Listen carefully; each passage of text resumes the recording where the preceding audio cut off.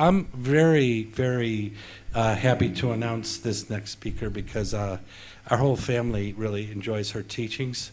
And she is truly a scholar of not only the Hebrew Bible, but of history and archaeology and so forth. Tomorrow we're going to be introducing her book, which took her 15 years to compile.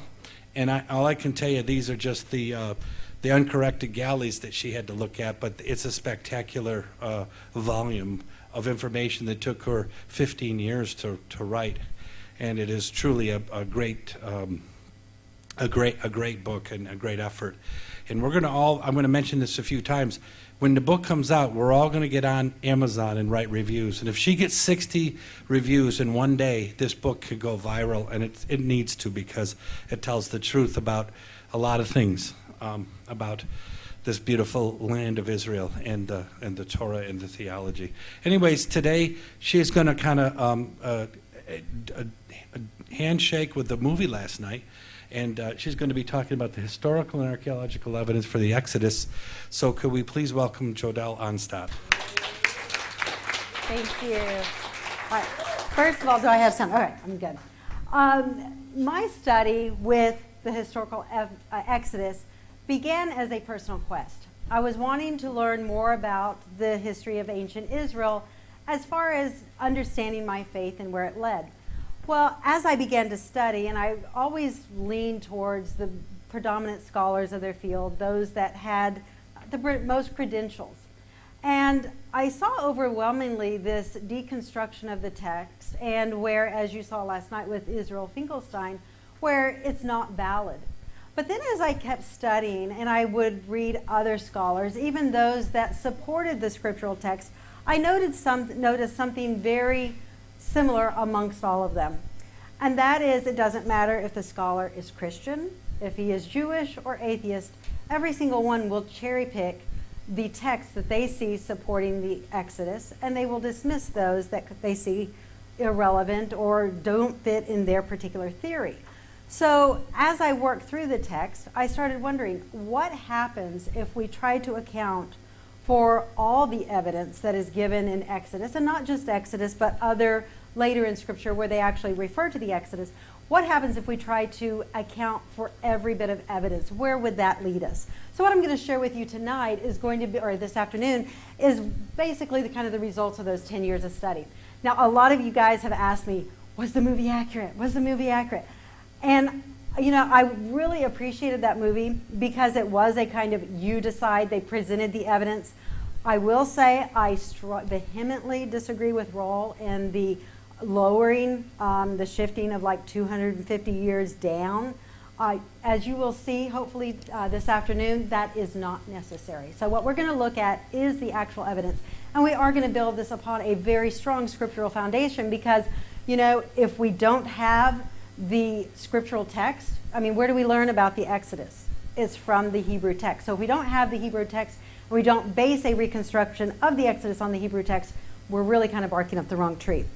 So the first step in reconstructing a valid, and in your workbook you're going to see I gave you a little bit of homework, so if you guys want to fill this out, there are four pegs or four legs of a valid reconstruction of the Exodus.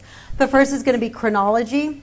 And when I worked with chronology, I had to do this off and on over a period of a couple of years because honestly, it gets so bogged down and it gets so aggravating that you just want to throw it up against the wall and kind of walk away from it. Can you guys see? Okay. I'll try to move around a little bit, so maybe dance around a little bit up here. And chronology is built, first of all, internally within the books of Kings and Chronicles. And then from there you will anchor it against other nations such as Assyria, Babylon, and Egypt. And I didn't cover it here, but I do show in my book one of the wonderful synchronisms that we have is the contact of Ahab with Shalmaneser, and then again 12 years later Jehu's contact with Shalmaneser. So the scriptural text exhibits incredible fidelity because the chronology, Shalmaneser says that he had contact with Ahab in his 6th year, which would have been the year of Ahab's death, and then he had contact with Jehu 12 years later, and that was the exact span between their 2 years. I'm sorry, the 12 years between their two reigns. So it's a lot of fidelity there. So chronology is the basis upon which any valid reconstruction of the Exodus is based. The next is going to be the archaeology and historiography of Egypt. There has to be something in Egypt that says an Exodus took place.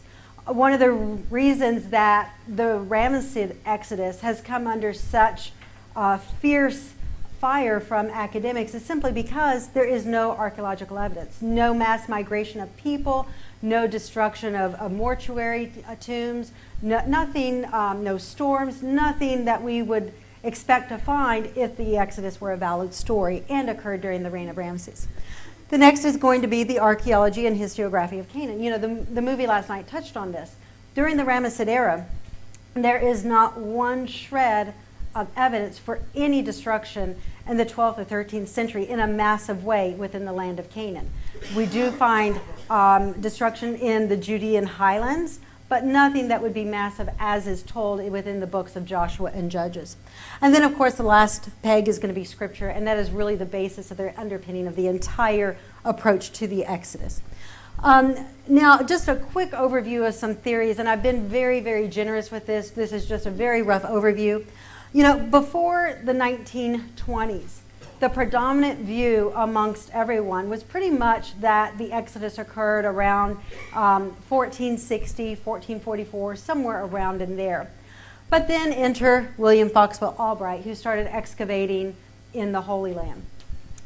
He saw massive destruction at Hebron and other sites, and he redated the Exodus to 1250, the 13th century, where he thought there was massive destruction supporting the Exodus during the Ramessid times. This is still the predominant view today. It is the view that most, I would say, mainstream scholars still support.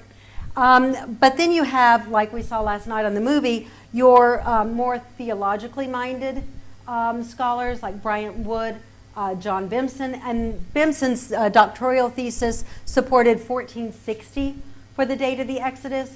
So you have like these two camps. The third camp that you're going to have is going to be the extremely low date. And I have it up here as an Exodus. Like William Dever and Israel Finkelstein, they really don't view it as an Exodus, but they do say that Israel is within the land of Canaan by 1150. And I'm going to go over here so you guys, is it better if I stand over here? Can you guys see this better? Just trying to get it where everyone can see the screen. Okay, so what we find with the low date is supported strictly because the nation of Israel is mentioned on the Menerpta stele, and that dates around 1150 if you go by the Low Egyptian chronology. So another very popular approach to the Exodus, it's kind of losing steam the last, I'd say, 20 years, is going to be Janelle asked me to do this. I'm not yeah, I did. Actually, my... You probably think, what the hell is Tabor doing? yeah, I did ask him. So Albright North own theory, in that scenario, there was no Exodus. This is what you heard Israel Finkelstein refer to last night. In that theory, there is no Exodus. You have one of two scenarios. You either have the indigenous people within the land of Canaan revolt against their overlords, their very oppressive masters, and for some reason, they establish this Israelite identity for themselves, with full of these rich traditions that have no basic in historicity, but this was this concept which their elders somehow magically created for them. The second theory is very much like the first, but only Bedouin off of the desert plains from both the Sinai as well as the eastern desert invade Canaan.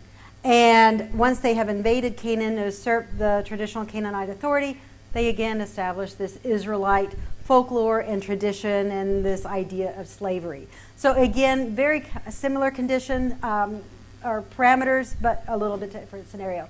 And again, this has kind of lost steam the last couple of years. So how does my research compare to this? And I'm going to just do a very brief overview because I want to get into the actual evidence that we have.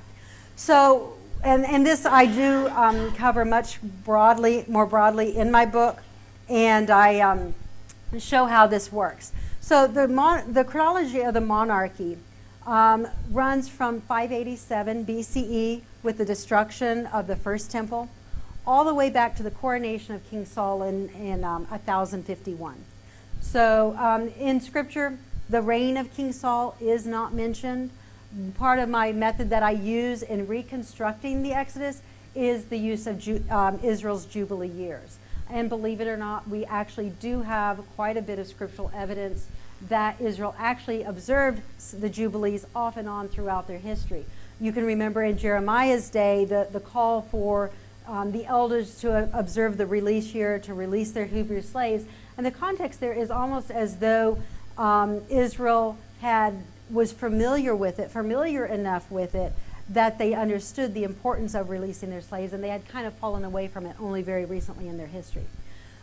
Going back even further, the chronology of the Judges period goes from 1052 to 1460. Now you will notice this Judges period, that the way that I reconstruct it, it dates this 1460. This is where most scholars place the Exodus. So I do differ from that, and the reason is most scholars do not account for this intermediate period of time in Israel's history from the time that they come out of the wilderness, they're in the land, and then the Judges period starts. Both Hoffmeyer and Kitchen refer to this, Kenneth Kitchen, refer to this a period of time as an intermediate period of time, simply because there was no formal archives written in Israel's history during this time period. The reason for that is that they were probably too busy campaigning, trying to secure a homeland, and archiving really probably wasn't the top of their priority. Now, Hoffmeyer allows about 88 years for this period of time. Josephus gave two different dates. He said that this period of time could last for 120 years, and in another text he says that it lasted for 112 years of time. But what it establishes is a acknowledgement of this indefinite period of time that is anywhere between, say, 80 and 120 years. Now, in Scripture itself, it gives this one phrase to define it, and it says Joshua and the elders that outlived Joshua. It's a very generic. So when I worked with the text, the way that I reconstructed it was based on the lives of those patriarchs. You know, how many years did they live? What was reasonable? And I kind of reconstructed it from that. You know, a generation lasts for how many years? And I came up with about 88 years, very much in line with Kitchen and Hoffmeyer in my reconstruction. So what this does is it brings back Israel's entry and the Canaan conquest.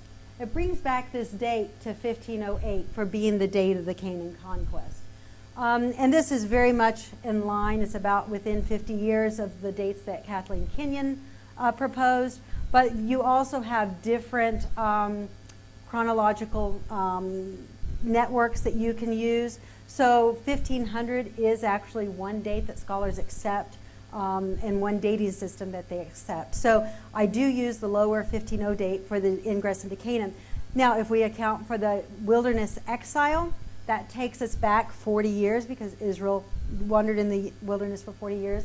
This brings back the date of the Exodus to 1548, which, as they said last night in Patterns of Evidence, is too early. We can't even fathom a 1548 date because we've never even heard of that before. It's just too early. So we're going to question that here in just a minute. Before this, we have Joseph and Ammon.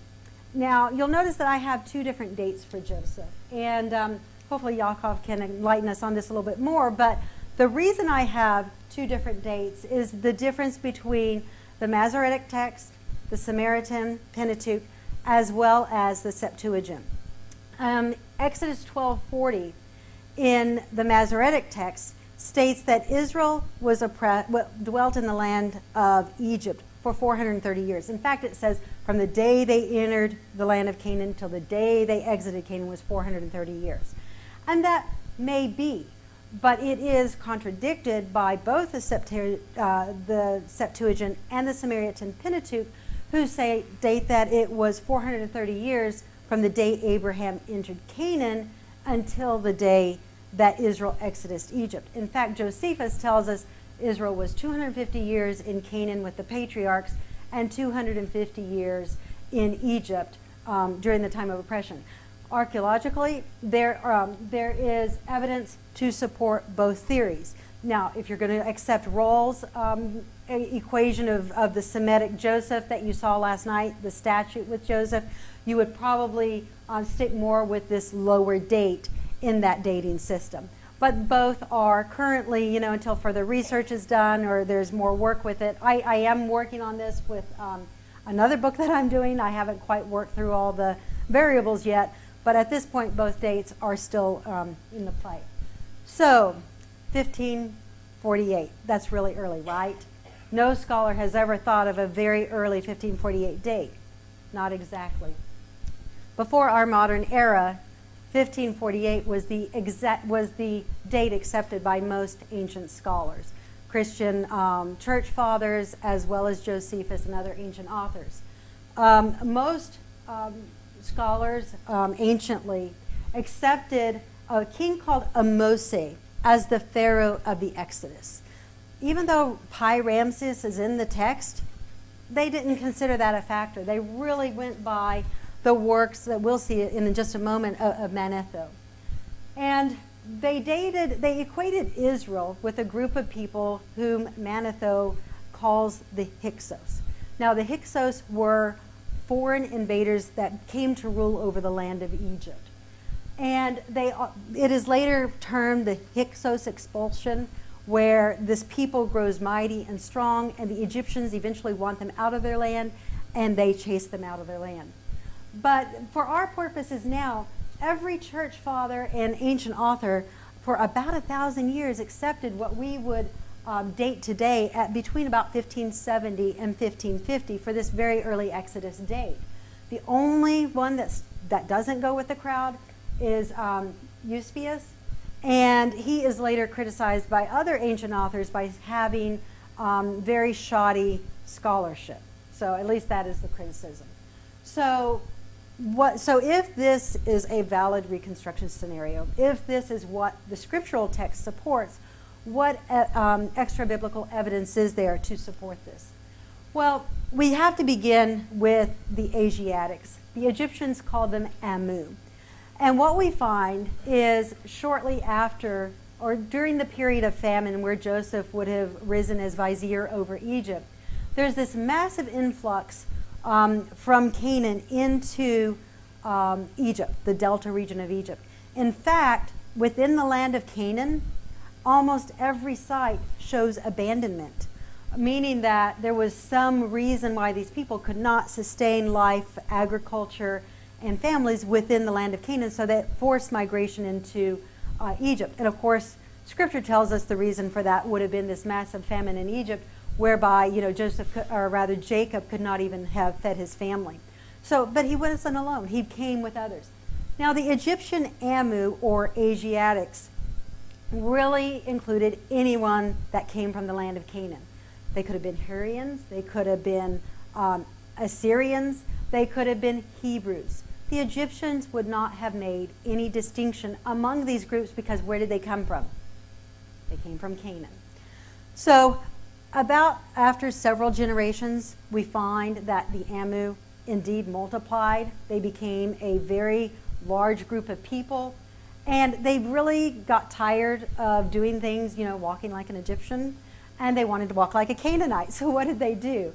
They threw off the Egyptian rulership. They revolted against the Egyptians, and they established what Van Setter's questions could be their own democracy in the Delta region. And it appears they had elected kings. They've been termed pharaohs, but that may not be an accurate term in the very early periods of occupation. But they did establish their own rulership. And not only did they establish their own rulership, they learned the art of trade, and they learned it very well. Eventually, in Avarez, their revolt begins in the 6th Nome, which is to the west. But then eventually Avarez, which is the central city, Avarez is later known as Pi Ramses by the time we get to the 13th century. But they take and they collect tribute all along the Nile. So if somebody wants to travel anywhere in Egypt, if you want to go along this Pellucid branch, which at this point in time, say around 1700, 1800 in Egyptian history, it was a very wealthy trade center. Goods would come from Tyre, they would come from all over the Mediterranean, and they were really diffused there in Avaraz as they went to the lower parts of Egypt. So the king, a later king, which we will see here in a minute, imposes tariffs, very heavy trade, and the city grows very rich and very prosperous because of that. But eventually, the traditional Egyptians really grow tired of this foreign usurpation. So what we're going to look at now is in the Exodus story, we are told that there arose a new king over Egypt who knew not Joseph. Now, most scholars recognize this as a dynastic shift where a new power came to be.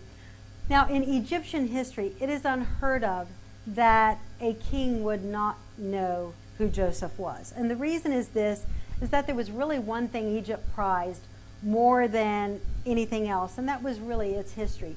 If a pharaoh usurped the throne, he killed his predecessor, and he replaced him, even say took over some of his memorabilia for himself, he never really destroyed his predecessor's memorabilia.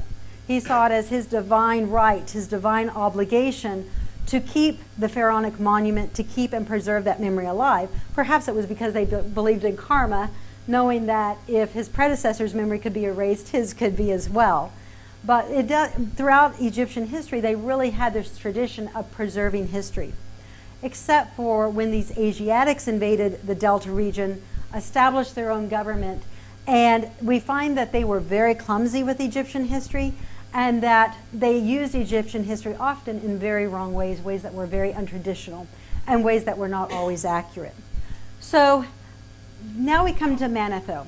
Now, Manetho was a 3rd century Egyptian priest and very fluent in Greek. And he updated a lot of the Egyptian archives, a lot of the ancient texts. And with this, he translated a lot of books, and he wrote a history of Egypt called Egyptica. Now, unfortunately, this book is lost to us today.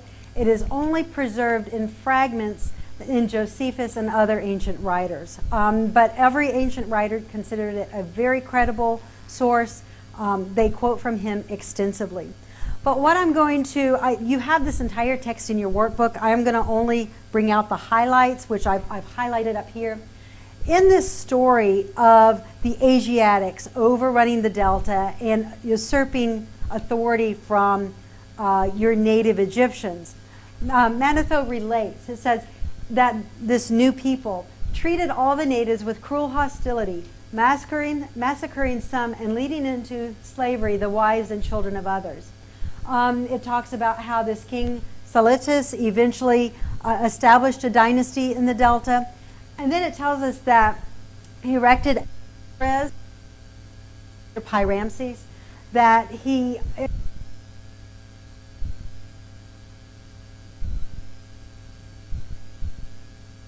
to guard his frontier. So we find that this new power was very well armed. So what are we going to find within the archaeology of this time period? We're going to find graves that are going to demonstrate heavy armament, and that is exactly what we find in this time period. Now, what's interesting is that we will see later on, this fits exactly the evidence that we're given in Scripture for the Exodus, but it really doesn't fit during a later Ramessid time. Now, Isaiah, when we think of the Pharaoh of the Exodus, we each grow up in traditions. We're each taught the Pharaoh of the Exodus was Egyptian. But that's not what Isaiah tells us. Isaiah tells us that Israel went down to Egypt and the Assyrian oppressed them. Assyria is in Egypt, totally separate entity. So if the Assyrian was the oppressive source, it raises the question as to whether or not Israel's oppressors in Egypt could have been the Asiatics. So then the question would be, why would the Asiatics oppress Israel? And what we find is that the Hyksos, or the Asiatics, began oppressing people that they saw a threat to their authority in the Delta region. You know, it was a very tumultuous, tremendous time. I'm sorry, I'm massacring that word this morning. But it was a very trying time in that you had loyalties to the traditional Egyptian government, and then you had loyalties to this new rival government.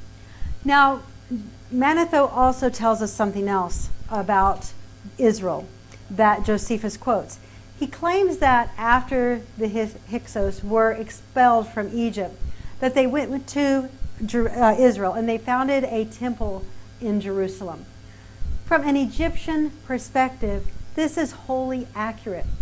You know, we often want, just because we're looking for historicity, we want the Exodus story to be distinguished. We want the Hebrews to be distinguished as a people. Why isn't there reference to the Hebrews?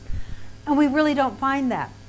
You know, from an Egyptian perspective, saying that the Hyksos left Egypt, went and established a temple in Jerusalem, that's accurate from a Hyksos perspective. We know from Scripture that those Hyksos people were Israelites. Now, were all Hyksos Israelites? Absolutely not. But some of them would have been Hebrews.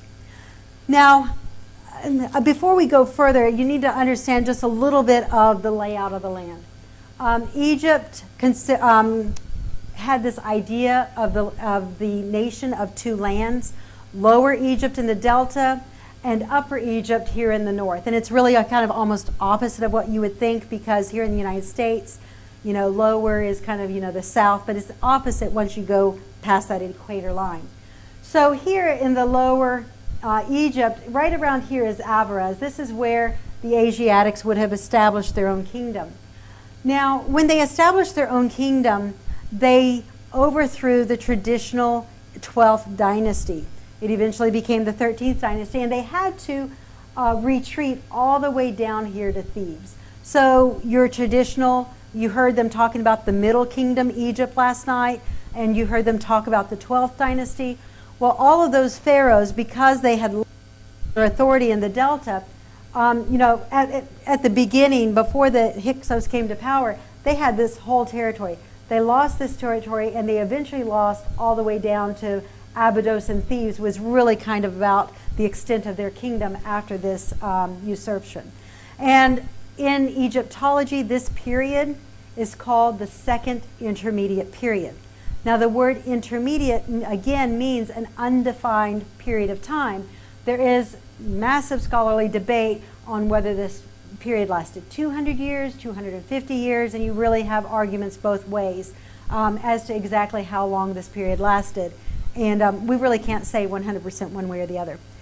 Now, this is where, and you have this in your workbook if you want to follow along.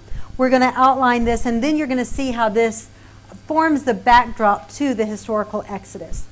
The 12th dynasty, which would have been the Middle Kingdom dynasty, and this would have been Joseph's dynasty. He would have come to power within the 12th dynasty. This dynasty controlled Avarez, Memphis, Abydos, and Thebes. They controlled the two lands, the entire extent of Egypt. Then we have the 14th dynasty that usurps power at Avarez. Now, today when we think of dynasties, we think of the Tudors, we think of the Windsors, we think of ruling houses that ruled. That is not how they think of dynasties in ancient Egypt. In Egypt, a dynasty is always where the capital city is, as well as the territory of land that it controls. So if the nation contracts, if it expands, it's going to form a new dynasty. In fact, we find that the transition right here between the 17th and 18th dynasty is the same ruling family. The family has not changed, but the extent of Egyptian power has, so it forms a new dynasty. So that's just a concept to kind of have at the back of your head. Now, this 14th dynasty comes to power around 1800, and they really rule the Delta for about 150 years. This 12th dynasty becomes the 13th dynasty, and as you can see, they retain from Memphis all the way down to Thebes, just simply losing this Delta region, which is where the land of Goshen, where the Hebrews would have been. Now, something very interesting happens right here at 1650. At 1650, a brand new Asiatic king comes to the throne. And whereas the previous previous Asiatic monarchs really kind of kept their own identity, they very much had their own influence, all of a sudden there's rapid Egyptiation of their entire pharaonic memorabilia. They try to, as we would say today, walk like the Egyptians. And at the beginning, they're very sloppy with it. It's very crude, but they learn the art and they learn the scribalship and they become better at it as time goes on. But there's a definite shift right here. And again, there's a massive grave show, a lot more daggers, and it appears that it's a very tumultuous time in their history. This right here is where Scripture would put the birth of Aaron and Moses. So if you can see, this 15th dynasty had an aggressive campaign. It was campaigning for more land, which you can see that they indeed gained, because this 13th dynasty shrinks to where the only territory that they have as the 16th dynasty is now Thebes. So there, again, there's a contraction. There's another dynasty that pops up in Abydos. It's a very local family, a dynasty of nobles, really not significant. But then the 16th dynasty becomes the 17th dynasty. And this is where this begins the story of the Exodus. It kind of sets the stage. And one of the last kings of this 15th dynasty, his name is Apophis, Apepi in Egypt. And we find that he is, of all pharaohs in Egyptian history, he is the most arrogant, the most haughty. Really no pharaoh stands out for this as much as he does. And the 17th dynasty is where it kind of lays the background for the Exodus. And we're going to look at this a little bit more in just a minute. But as we go into the 18th dynasty, with the 18th dynasty, we have Amosi. Remember, Amosi is the pharaoh that most ancient authors, based on Manetho, equated as the pharaoh of the Exodus. So again, this puts the Exodus occurring right at 1550, 1548. Now, Apophis. He is very interesting because he had gained a lot of territory. He had really chased he had chased the traditional Theban monarchy and made it retreat very far south. And he gets this really big head saying, you know, I can rule the two lands of Egypt. I want all of Egypt. And the Asiatics in the Delta region had a very different religious ideology than what your traditional Egyptians did. Your traditional Egyptians were very polytheistic. They did not have a concept of monotheism, but your Asiatics in the Delta worshipped one deity, and that one deity was Baal. They equated him with the evil god Seth, and scholars will often refer to him as Beth-Sael, as Baal Seth. So they worshipped, and again, this was the Canaanite deity Baal. So Apophis comes to power.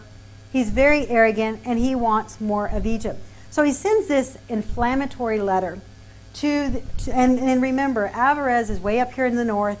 Thebes is 200 miles south along the Nile. He sends this inflammatory letter to, and I always massacre this guy's name, Sekeneri-Tao. Did I get that right, Jaco? Okay, I'm in the ballpark. He sends an inflammatory letter saying that that the Theban king's hippopotamus pond, that the noise from that is keeping him up at night. Now, Sekeneri receives this letter, and he and his counselors are at wit's end. They're dumbfounded because it's so absurd. It is just so out in left field. They don't know what to make of it. About the only thing that they can figure out, and we know this based on an inscription from Camosi and also from Papyrus Stellar 1, which is where this account is founded. But we find that the one thing they could make out in this accusation or in this insult was that they were being insulted and that they were being challenged to war.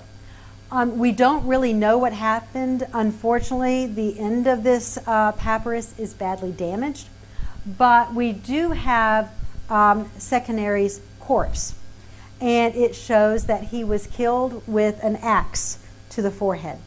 So we know that there was very possibly a battle and that the Theban dynasty lost. The other very interesting thing about this account is that Apophis challenges the gods of Egypt to a duel.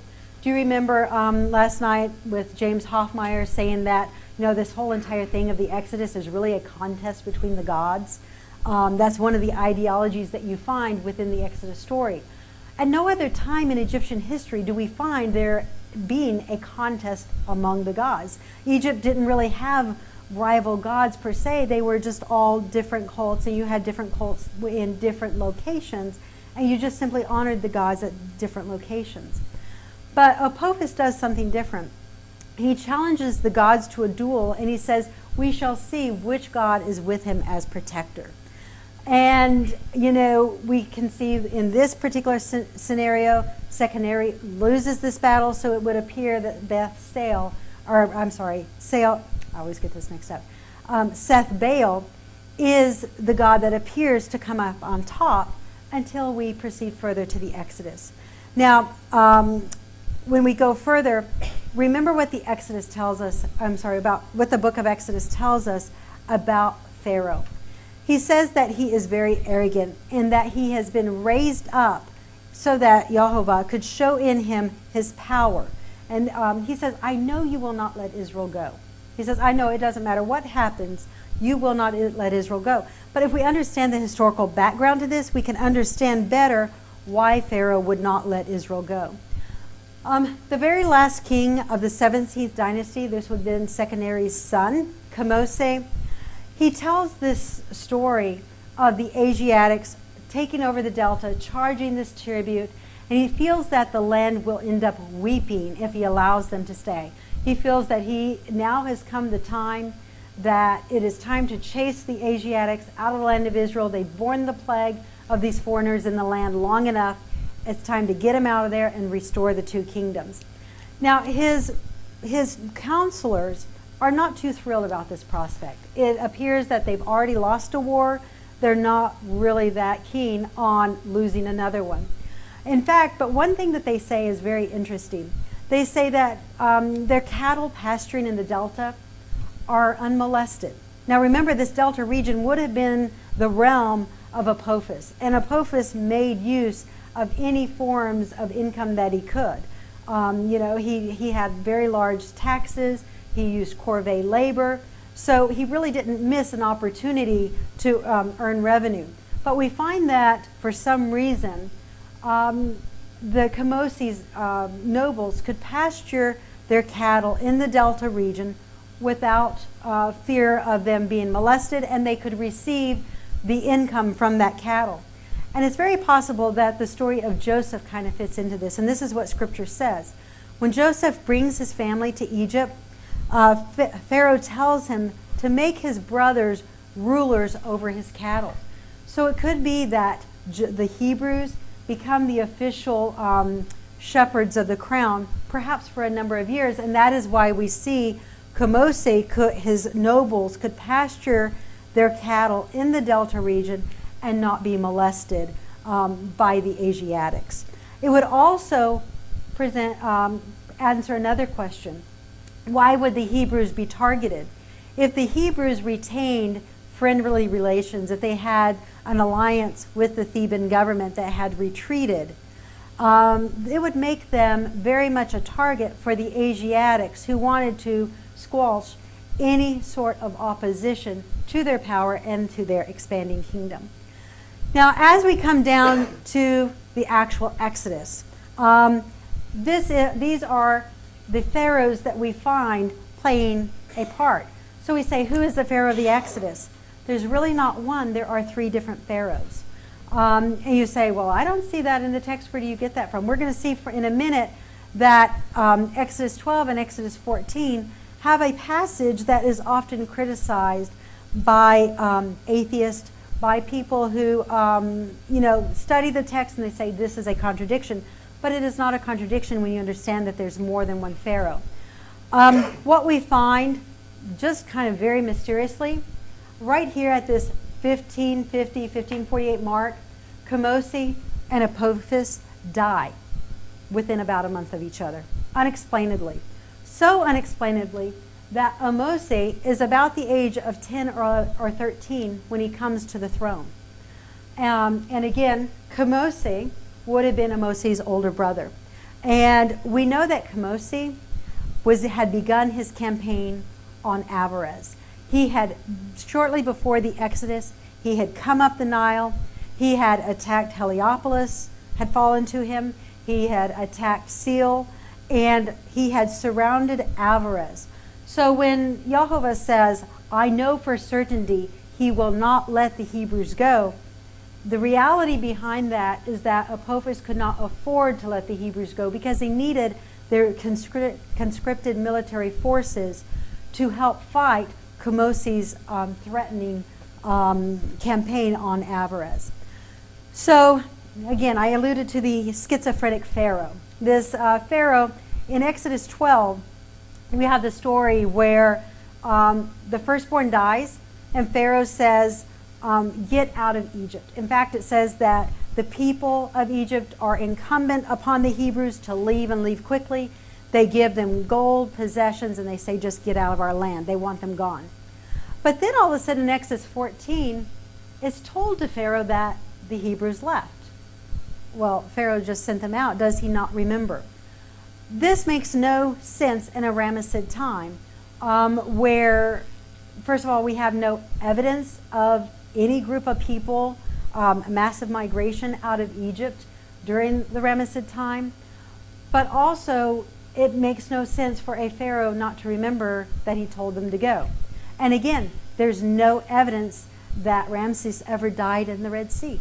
And in fact, we actually have his mummy, and you can look online and just Google it, and you can see the mummy of Ramses II. So, but when we go back to the Second Intermediate Period, what we find is that if Apophis had died with this plague, perhaps, it's then told Kamosi that the Hebrews have left, and he's looking at a loss of a workforce, that it is Kamosi who travels it. And remember, Kamosi has just had incredible success. Heliopolis has fallen to him. He has regained all the major stronghold cities surrounding Avarez. He is a very strong, very powerful ruler at this point in time. So there is no reason for Kamosi to die at this particular point in time. But if he is the Pharaoh that died at the Red Sea, it would explain why, perhaps why Apophis and Kamosi die within about a month of each other. Now, Avarez, you saw this last night in the movie. Avarez was down here on the south. Pi-Ramses is here on the north. And the question arises, how do we deal if Israel is said to have built Pi-Ramses, if Israel is said to have built Python, how do we account for the evidence? Well, when Ramses built his city, he actually hacked up a lot of the palaces, a lot of the buildings in Avarez, and he used them to rebuild his city. And in fact, we still have some names of some Hyksos kings in his building monuments and things in there. So just think for a moment, if you are a scribe living in the 13th century and you are writing about the Exodus, are you going to refer to a city that no longer exists, to a city that is abandoned, that sands have covered over, or are you going to use its modern name by a city that lives 50 feet away? And again, we know this, that the reference to Pi-Ramses is a later gloss because of the text in Genesis 47:11, which you saw in the movie last night, where it says Joseph ruled over the land of Ramses. Not even the most critical scholar or deconstructionist, no one views Joseph to be contemporary with Ramses. Everyone recognizes that as a gloss. So again, it means that these later references within the book of Exodus are also glosses. So let's turn to the archaeological evidence and to some of the more historiographic evidence. Beginning around 1750, we find that there are cartouches of Asiatic monarchs in the Delta region that bear names very similar to the patriarchs. Yaqbim is one, Yaqub Har. Now you'll notice Yaqub is the Hebrew Jacob. Now remember, at this very early point in time, Canaanite and Hebrew are really very, very close as far as language is concerned. Yaqub Har means Yaqub of the mountain, because Har means mountain. Now this does not mean that these refer to the patriarchs by any stretch of the imagination, but what it shows is that a group of people bearing similar names lived in the area. So it raises the possibility that other Asiatics, such as the Hebrews, were living in the area, and that it shows a possibility for the patriarchs. Corvée labor. Now, throughout the Exodus, we hear about the oppressive slavery in Egypt.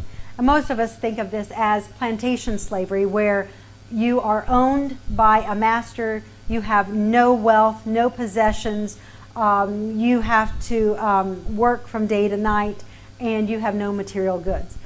This is not how slavery worked traditionally in Egypt. Traditionally in Egypt, you retained your wealth, you retained your home.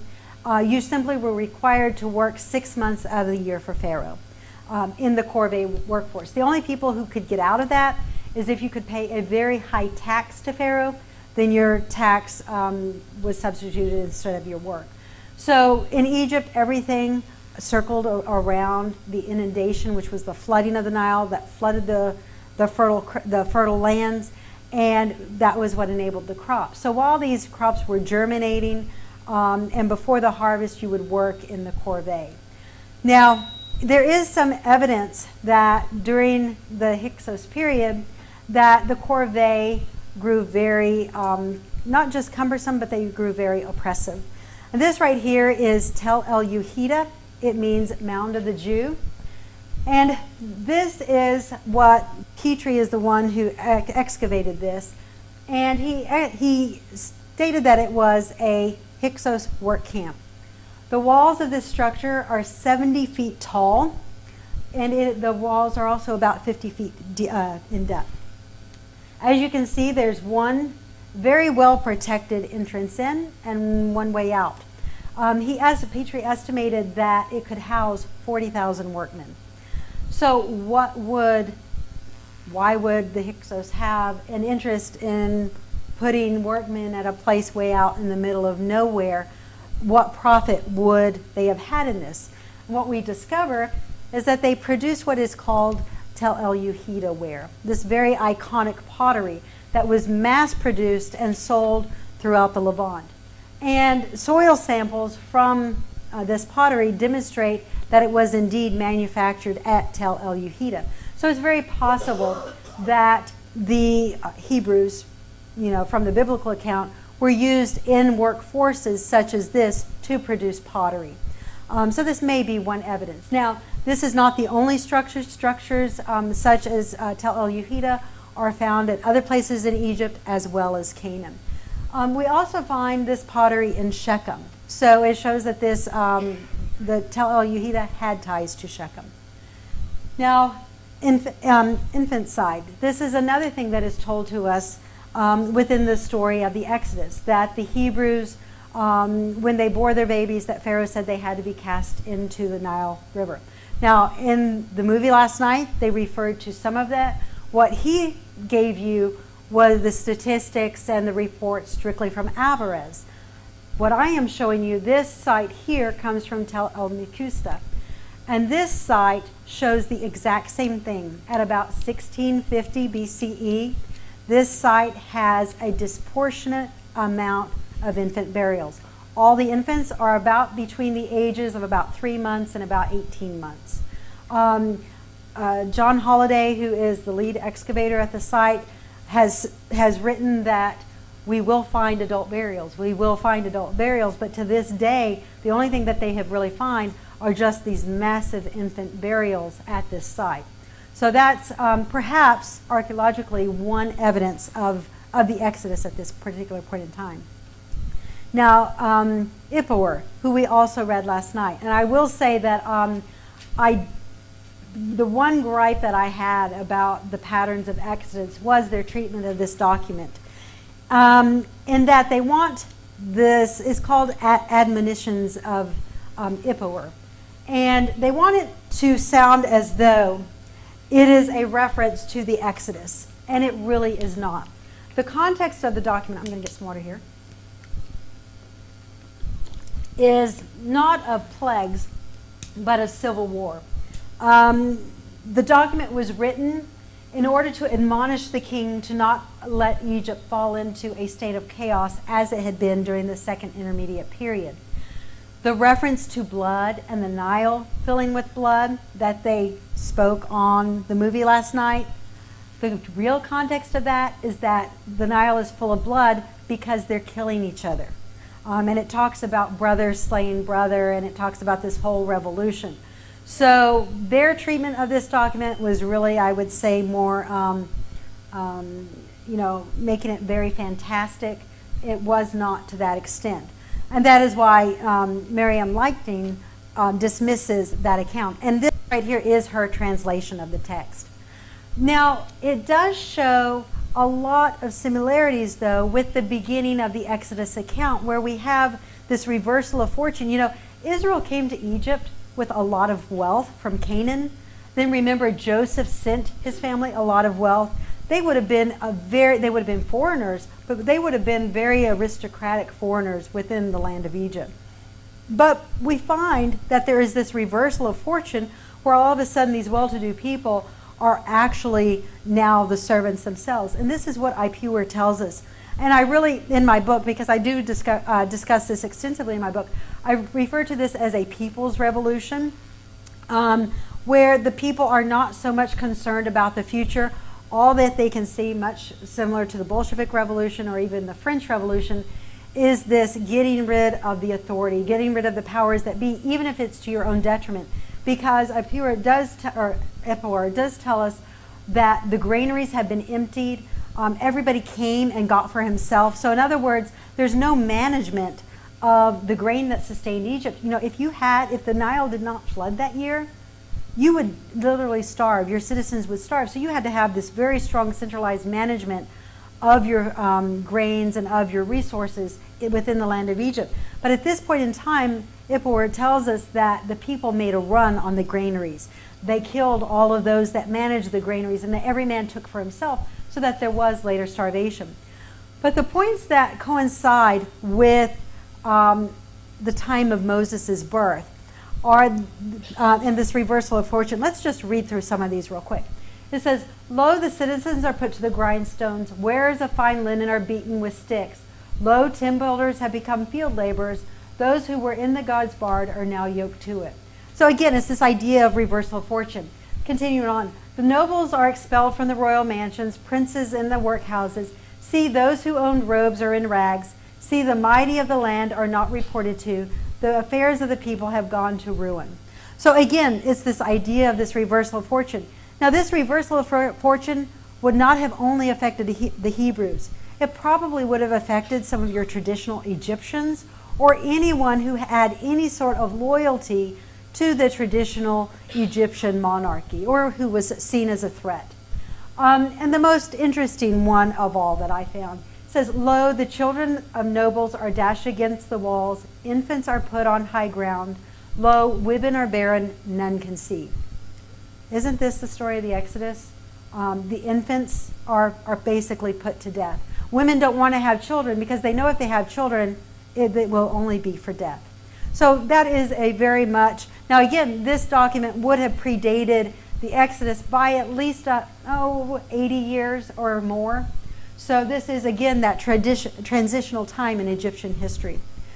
Now, what about the plagues?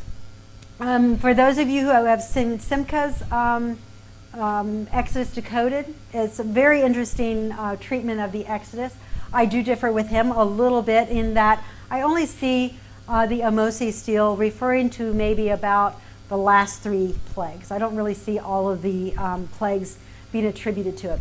Now, the interesting thing that when people address the Amosi stele and the evidence for the plagues in Egypt is that a lot of them miss the fact that Ahmose has just only recently come to the throne.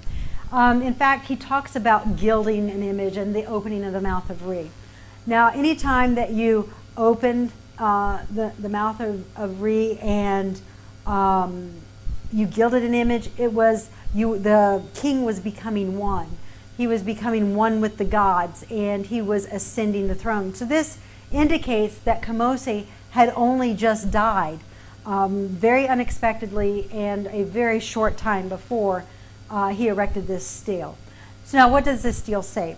This stele is written, it is down in Thebes, that's where it's recorded. It's a very large monument, and it records a very unusual storm within the land of Egypt. In fact, the only such storm that we know of to date. And if you look in your workbook, because this is going to be really hard to see up here, there are a lot of parallels that we have between Scripture and the Ahmose storm stele. And I'm just going to highlight a few of these. We have perhaps the death of Kamose. We have a violent storm that came out of the west and not the east. Now, Egypt, when poetically or at any point in time, Egypt would poetically use or refer to invasion of Egypt. It either came from the south or it came from the east. It would come from Canaan. It's interesting because this comes from the west, so this really could not refer to the Asiatics because it says the storm came from the west. It also says that the storm had basically thunder louder than the sound of the subjects, stronger than the howling of the hills, more than the sound of the cavern and Elephantine. Now this idea of the cavern and Elephantine had to do with the cult of Osiris, where the women would go yearly and mourn for his death. It was a very ritualistic experience. There was a lot of very loud wailing. And Ahmose is saying that it was louder than this wailing. The other thing that we're going to come back to in just a minute, it says that no torch could give light in the land. There was this thick darkness that occurred for a period of days. We don't know how long because unfortunately the text is damaged. We do know that these periods of darkness lasted for more than one day because the plural form is used. But this idea, why could a torch not be lit? I mean, if there's a dark day, if the sun doesn't shine, if you want to attribute to a total eclipse or whatever phenomenon, you can at least light a torch and give light. But something is going on here where a torch cannot be lit. And the scripture appears to contain the parallel to that, where it says that the darkness with which may be felt. So there's this darkness which can be felt and torches that can't be lit. And again, we're going to come to this in a minute. The other thing that we find in Scripture is that God tells Moses, he says, thus you will plunder the Egyptians.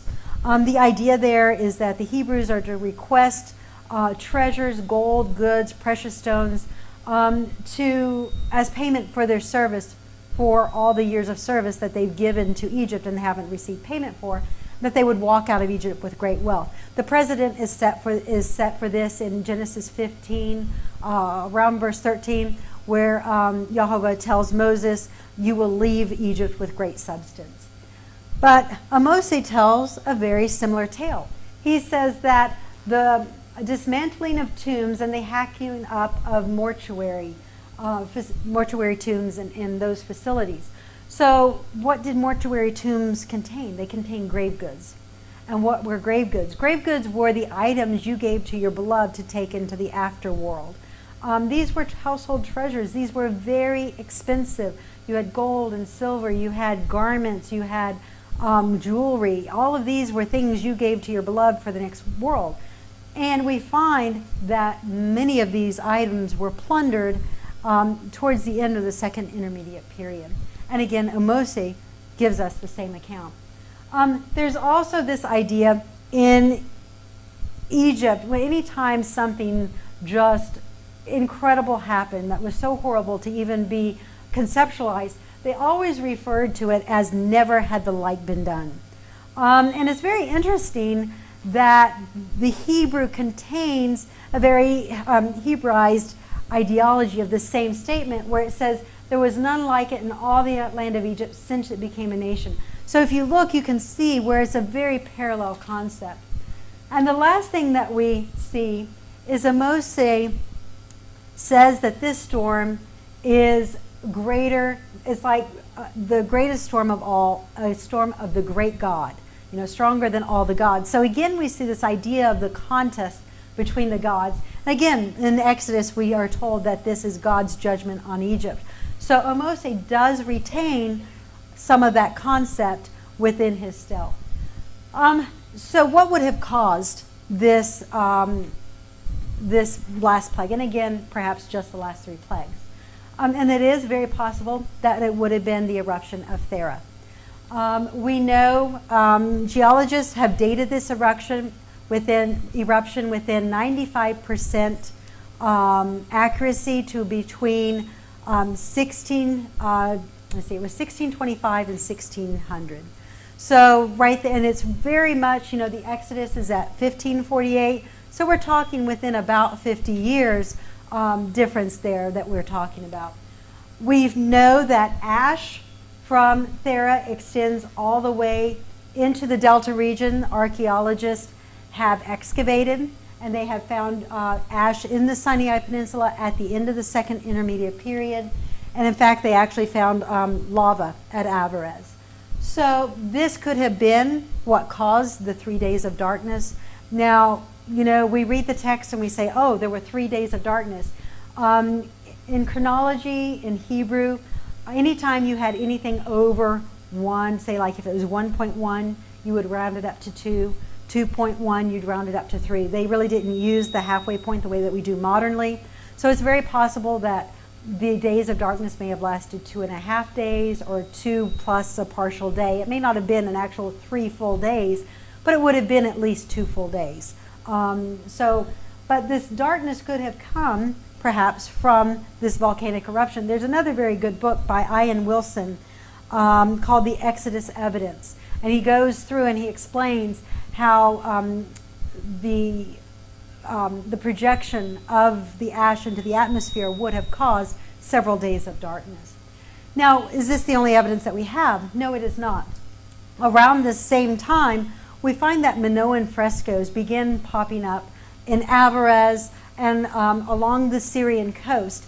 And it displays a displaced Minoan population.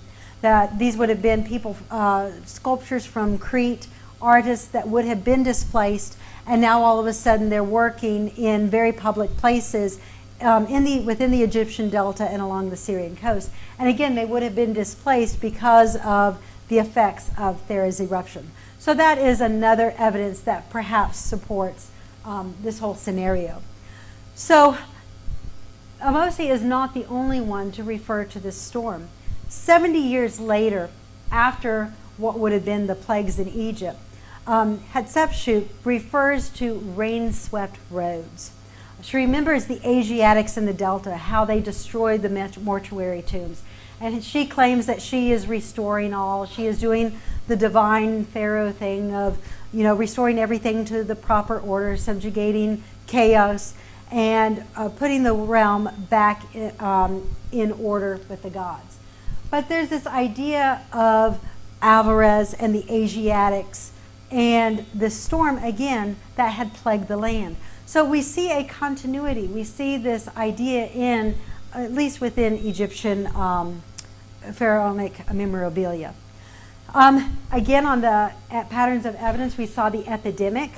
And it's very interesting. I'm surprised they did not mention this because these epidemic, and you saw that these were several pits. This isn't just one site. There's many of these just strewn throughout the land.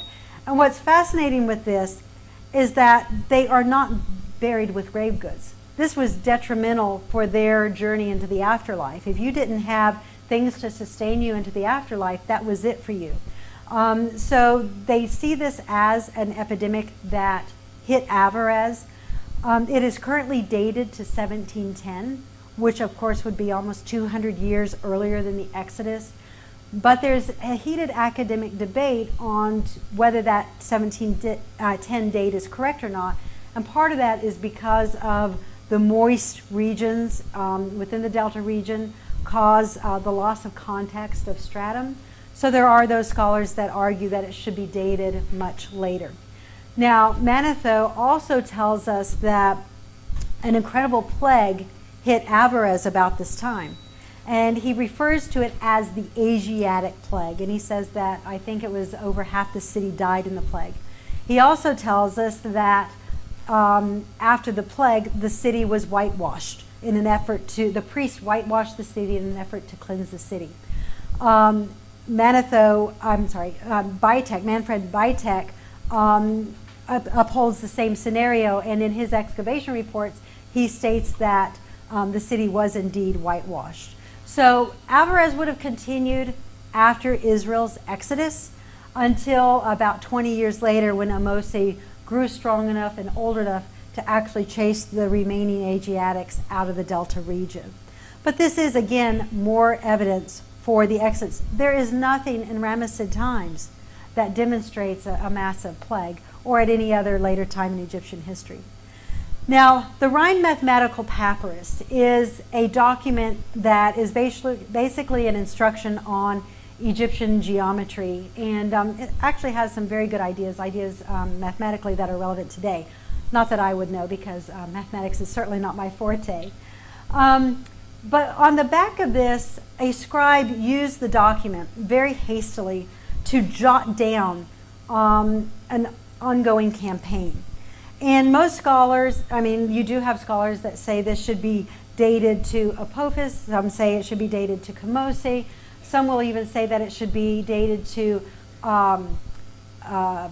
Apophis' son, not Cayenne. I'm trying to think of his name real quick. His name has slipped my mind. But anyways, they say it should be dated to his son.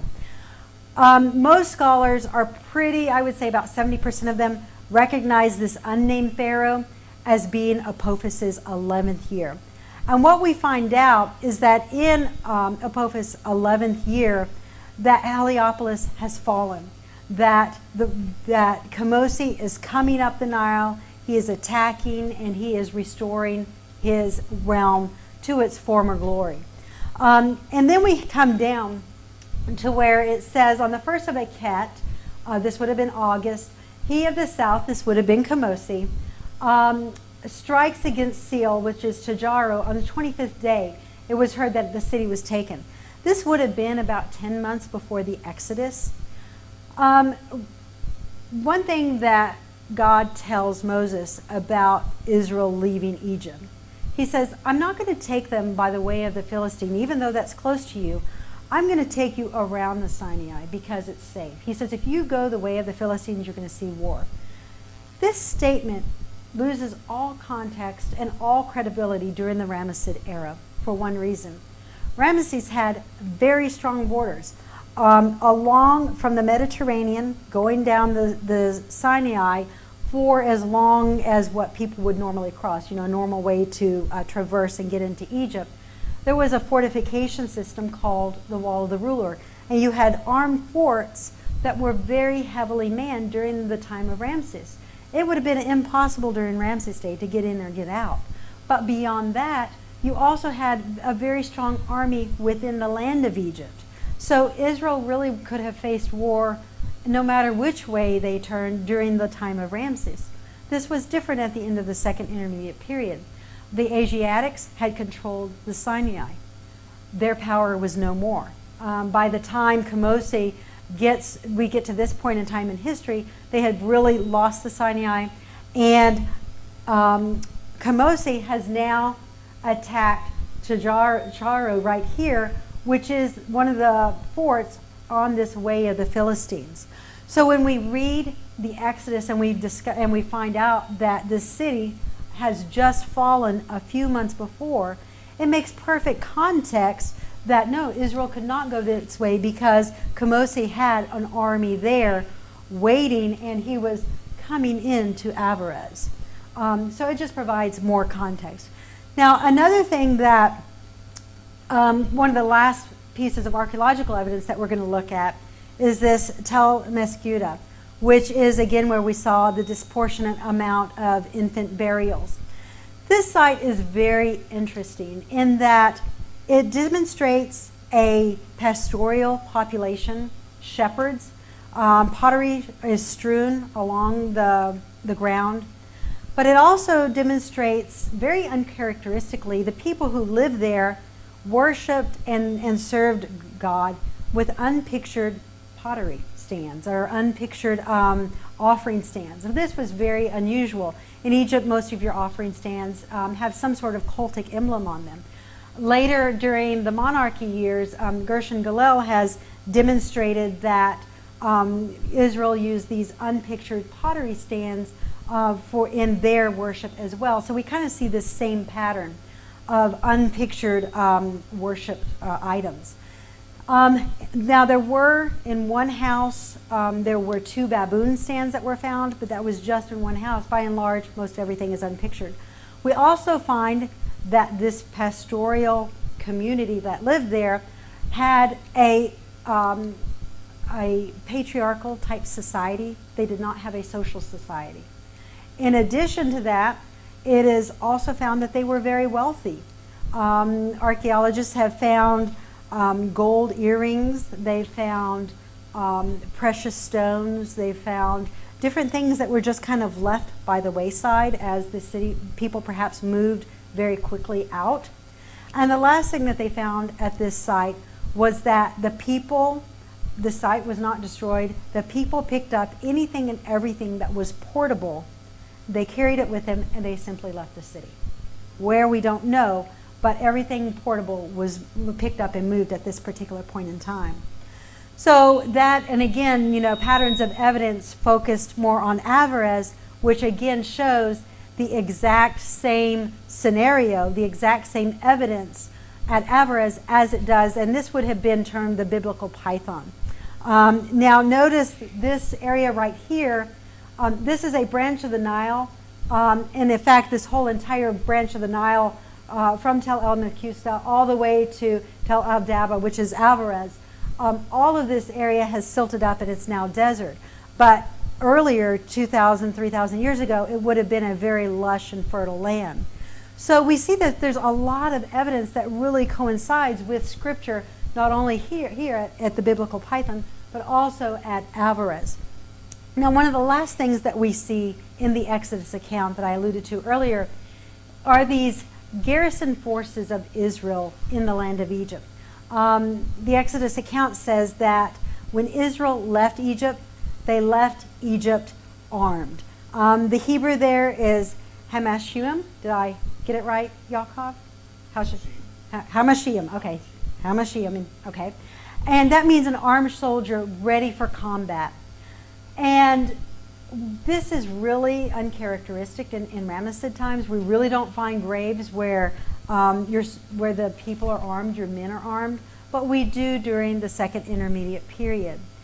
And this ties back in to Manetho, who tells us that the Asiatics at this time kept 240,000 heavy armed men to garrison different forces to protect the realm. And again, to strike terror into foreign tribes. Could Israel have been, one of the foreign tribes that was meant to be terrorized or meant to be subjugated? It's very possible that they were brought into his army and they retained their own identity, but they were conscripted and they were required for mandatory military service. So as we look at all the evidence, there's evidence of epidemic, there's evidence of loss of population, there's evidence of mortuary tombs being sacked, there's evidence of a tremendous wealth of a group of people that just get up and leave. In addition to that, we also find a storm where there's days of darkness. We don't find this at any later time in Egyptian period. We also find that there's a lot of ancient scholars that once held to the same date. So when I worked with the text and I kind of worked to reconstruct the evidence based on the text itself, I saw it all pointing to this earlier Exodus date. And so I hope you have enjoyed this and hope that your understanding is enlightened. So okay, at this point in time, I'm going to open it up for questions. And I'm a ton. Yes.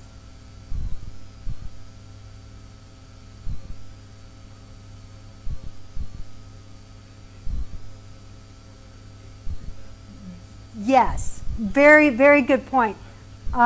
Joseph brings up that it was 480 years. It's 1 Kings 6:1 states that it had been 480 years from the coming out of Egypt until Solomon's 4th year when he began the construction of his temple.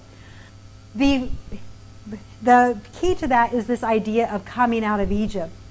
And when we go through the Hebrew, we find that this term coming out of Egypt is used not only when they came out of Egypt on Aviv 15th, it's later used as including the giving of the Torah at Mount Sinai.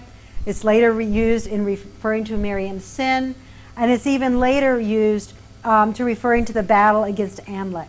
So we find that this idea of coming out of Egypt evolves, and it includes all the way into the entering of the Promised Land, because it talks about the war with the Amorites included in this coming out of Egypt. So this is what I include, and James Hoffmeyer and Kenneth Kitchen also allude to, that even though they don't accept it, they still see it as a possible reconstruction, as this intermediate period of time that is really not defined in the Hebrew text. Right, and I do cover this in my book. Yeah. Other questions? Yes, Sam? What other peoples came out of Egypt from the Israelites? You know, it would have been, okay, Sam asks what other people would have come out of Egypt with the Israelites. In the Exodus account, we're told it was a mixed multitude. So it would have been Israel, as well as we don't know what other races. By and large, these would have probably been disenfranchised, oppressed peoples that would have been either heavily oppressed in the corvée or have wanted to escape Egypt for political reasons. They would have just united with Israel and seen a way out. We're told that Egyptians came with them because of the story of the Egyptian who blasphemed the name of God. So we know that there were some Egyptians as well. Yes, Patty? Great presentation. What happened to the Assyrians that were in there persecuting the Israelites? Very good question. Patty asks what happened to the Assyrians or the Asiatics that were oppressing the Israelites in the Nile Delta. Several different things happened. Number one, they had a kingdom that stretched from Canaan all the way into the Delta region. It appears that one of their capitals was Shahuin, and if you will read through, this is another anomaly. When you read through the account of, I think it's around Joshua 13, of the cities that are destroyed in the land of Canaan, Shahuin is mentioned as a city destroyed. That city had no more occupation after about 1500 BCE. It ceased to exist, so it really only had context in this earlier period of time. So two different things happened to the people. Number one, they were killed within Egypt, and it says that Amose chased them out. He sieged Shahuin. They retreated to Shahuin and the fortress that was there. He sieged it for 3 years, and he eventually massacred some of the remaining people. And then there was also Hittite aggression in the north that subjugated some cities. So there was a lot of pressure being, and I covered this in my book too, we often read the scriptural text as mythology sometimes, as, it's a good story, but, it really has no historical context. One thing that he always says he would do is he would send the bee to chase the natives out of the land of Canaan. And we really find this with some Hittite activity in the north and some Hurrian activity. And we find that the land just kind of opens up because you have Amose in the south subjugating, and it's just like this vacuum opens before them to really be able to take the land. And you don't find that at any other point in time of Canaanite history. And yes, I do say Canaanite history, I do not say Palestinian history. So, yes, James.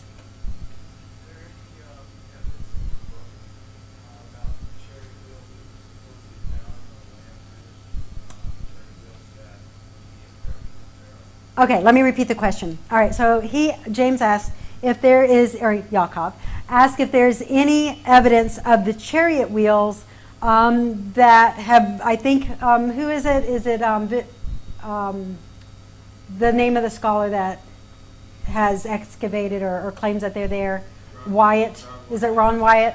Okay, so he asks if I deal in my book with these chariot wheels that have been found in the Gulf of Aqaba that are supposed to be chariot wheels. No, I do not deal with that in my book.